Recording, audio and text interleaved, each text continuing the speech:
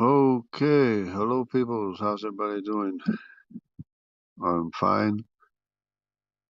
Um, as I was looking at the supposed separation from Africa, I was realizing that the long-held belief that I had of G being the Assyrians could easily be the Arameans. So, when thinking it over,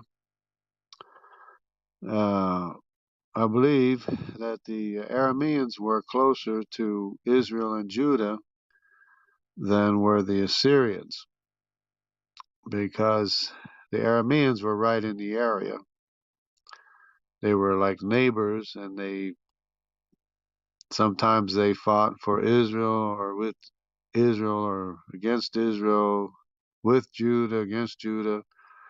They were right there in the area. So I believe the G is better designated as the Arameans. And so then that the F and such would be the Assyrians, because it could just be as easy one way or the other, except that it would be the Arameans that made it to America by way of the Phoenicians and Israel in the days of King Solomon instead of the Assyrians. So, but the Assyrians did go to Europe as well with Nimrod, and the Assyrians are associated with Nimrod as well as Europe. So that leaves um, Ashur or the Assyrians and Lud, the Lydians, as being the F and the F2 and the F3 and the F whatever, because they still haven't designated all the Fs. And so, but it seems to make more sense for the G, which is in the Judaic populations, the Ashkenazis, the Sephardics, and the regular Jewish people. And it seems to make more sense that the G would be the Arameans. So I'm going to be switching my designation, my long-held designation of G as being the Syrians. I'm going to designate them as being the Arameans, which are Syrians today, basically. But um, it just makes more sense because the Arameans were basically a part of the population of Israel and not Assyria. Assyria is associated with Nimrod in the Bible, and they went all the way to Europe, and so F is found in Europe quite a bit. You know, maybe not as much as the Arameans, of course, because of the association with the Jewish people. Everywhere the Jewish people went, the Arameans also went. So there's quite a lot of G in Europe, but still, and they would have gone probably with Dan too. Probably would have gone moved into Europe with Dan, along with Dan, I2, I1, all the way into Europe as well. So yeah, it just makes more sense that G is would be the Arameans and not the Assyrians. So the Assyrians would have to be the odd one out, which is the F, because the F is the odd one out, the G, H, I, J. And of course, H is still Elam, because that's the Elamites, that's the Dravidians, Elamo-Dravidians, and also the Gypsies that are part Jewish as well. And so that's still the same. And the only thing is that the F would be the Assyrians and the Lydians. So, and the difference between the two is still kind of vague because a lot of F hasn't even been designated yet as to what it is. There's F1, F2, F3, and F who knows what, which is not designated. So that's and the thing is when they refer to F, it's very confusing because F is a category. F is a category as well as a single group. So it's both a huge category of F, G, H, I, and J, and it's also a group, which individual group, which is F1, F2, F3, or whatever it is, you know. So it's still not very clear. They need to get more, they need to develop the tree a little bit better so that we can see what's going on. And we still have the three separate trees of Put, Mitzrayim, and Canaan, plus the A, B, C, D, and some of the E, I guess, which would be Cush. So, and of course, C is Nimrod, and D, still naming it Havilah, Havilah, the land of Havilah, all the way to Japan. And of course, Ophir would be the Philippines, which would be that would be the Semitic line of Joktan, which is not the same line as Israel. But Joktan is another Semitic line which would have descendants going to Ophir and such. But that's still got to be worked out, I guess, a little bit better too. Sheba, Dedan, all those places, because you have Nim Cush's descendants of Havilah and and such, and then you have Joktan's descendants of Havilah and similar names. But the Cush came first, so the Cush is probably the original Havilah that went to the land of Havilah in Asia all the way to the end of Asia, end of the earth. For the time being, that still stands, but the major change would be that the F would be Assyria, and the G is being labeled as the Arameans because that is what is in the Jewish population, and the Arameans were basically right in Israel, had a lot to do with Israel. So that makes more sense for Aram to be the G, and F, the odd ones out. F would be the Lydians, and if Lydia is still has descendants, well, I guess maybe it does, but it would be Assyria. Assyria would be the F, and perhaps Lydia as well. Maybe that's the one they haven't labeled yet because they don't know what it is. So that could be that. But it's kind of confusing the way that Dr. Jensen has it. He has the A, B, C, D, E, and then he skipped the F because that's a category, I guess. And then he has the G and the H with the line of Ham, but it can't be both ways because there's a snip that excludes the F, G, H, I, J, K, L, M, N, O, P, Q, R, S, and T from the Hamitic population. So there's somebody's got to get something straight there because you can't have it both ways. You can't have it a snip separating F, G, H, I, J, K Hello, brother R&R.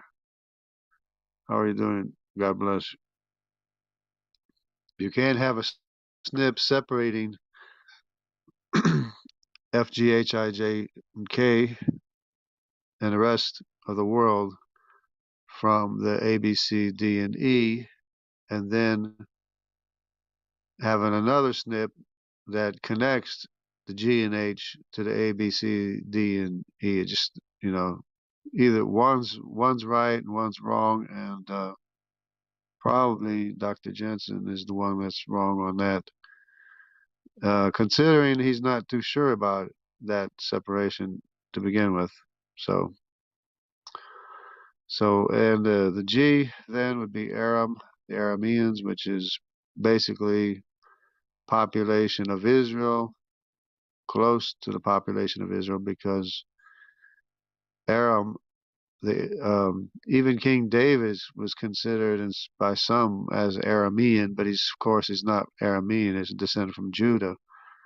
But that's how close the Arameans were to Israel, and that's why the Judaic population and Israeli population has the G in their population, because it's probably the descendants of Aram, not Aaron, Aramean, of the Arameans. So I'm going to go ahead and switch to that because it makes more sense. You know, I knew it had to be one or the other, but I wasn't sure which was which. But after thinking about it, I believe that's the best way to go. So, hello, Jerome. Blessings. So that would would that snip be where Peleg and Joktan split and caused for the confusion? Well, I don't, Peleg and Joktan are belong to the same tree of Arpachshad. So, but the snip that Dr. Jensen has separates the G and H from the I and J. So he has the G and the H as being Hamitic, and he has the I and J as all of the seven sons of Japheth, which he includes in the descendants of Joktan. See, he goes all the way to the descendants of Joktan to get all the seven sons of Japheth in there. Somehow, or he doesn't even know how it fits. But that's way, way down the line, though, so it doesn't even make sense for I and J to be all the descendants of Japheth. Because the Bible even says that God would enlarge the dwelling of Japheth, and they would dwell in the tent of Shem. Well, that's because of the Semitic mitochondrial DNA is Shem, and the Semitic mitochondrial DNA of Shem is European and in Asia and the Middle East. So basically, there's a very small percentage of the Asian population has Asian mitochondrial DNA. There is Asian mitochondrial DNA, of course. It's M. Hello, Angel. It's M, and it's would be the C and the D in America, and some of the other ones that are M in Asia. But the Bible says that he would dwell in the tents of Shem. Well, because of the mitochondrial DNA, which is Semitic in Asia probably, and that he would enlarge the tents of Japheth. I mean, he enlarged, the population of Japheth, which is the largest population. Would Shem's line also be in America? Well, by way of the mitochondrial DNA, yes. That's what I was saying, is that Shem's descendants follow Japheth's descendants, by way of the mitochondrial DNA. All the way in Southern Asia, the same thing. Even from the Middle East, there's the Semitic mitochondrial DNA because apparently Shem only had 5 sons. Japheth had 7 sons, but apparently he didn't have as many daughters. So some of the daughters of Shem married into the line of Shem, so that A and B mitochondrial DNA in America is Semitic. Only the C and the D in America is Asian or Japhetic mitochondrial DNA or Asiatic Asian. Yeah, everything everything's good or normal, you might say, ordinary.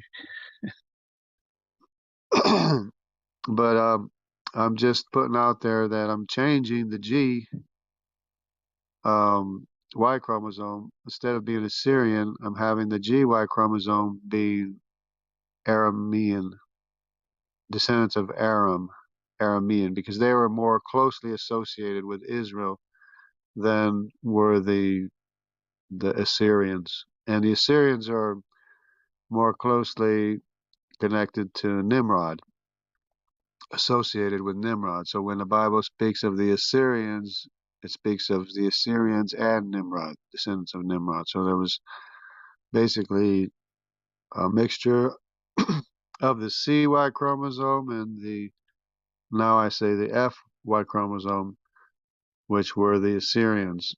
So the F went into Europe in ancient times the same as the G went into Europe. So that's what I'm saying. And the mitochondria would be from the 3 wives, right? Yeah, yeah, be from the 3 wives, but they had daughters. So Shem and his wife had more daughters than Japheth and his wife. So some of the daughters of Shem married into the lines of Japheth. Well, that's where the Bible says that Japheth would dwell in the tents of Shem, and that he would be enlarged. It's the largest population in the world is the Japhetic population, of course, with the 7 sons all over, which I've been through a whole bunch of times, which I haven't changed yet. Which would be, of course, the Q Madai, the R Gomer, the K Tubal, the N would be Meshach, and the O is Magog, and I guess that's it. Oh, and the Greeks, the L and the T. The L is Thracians, and the T is the Greek Sea People, Javans. So that remains the same. So everything remains the same except for the Semitic descendants of, I'm switching, Aram and Asher. Asher is Assyria, which is farther removed from Israel than Aram is. Arameans were right there, basically in the population of Israel. So that's why the Judaic population has the G in their population today, because that would be the Aramean descendants, paternal descendants. So that's about it, I guess, for right now. God bless everybody. Everybody take care.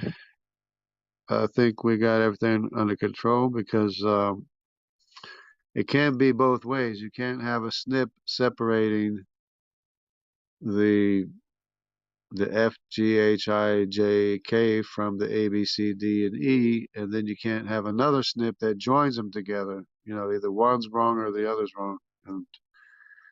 And since Dr. Jensen doesn't seem too sure about his conclusion, he might be the one that's mistaken. And what I'm thinking is that this it goes back a lot farther than what they're able to get information for. I mean, the genome, the SNPs probably go back farther than what they have records of, or somehow.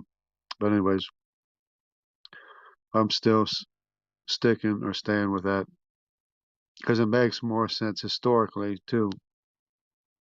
and everything's still fitting together, you know, as far as the trees, the main trees.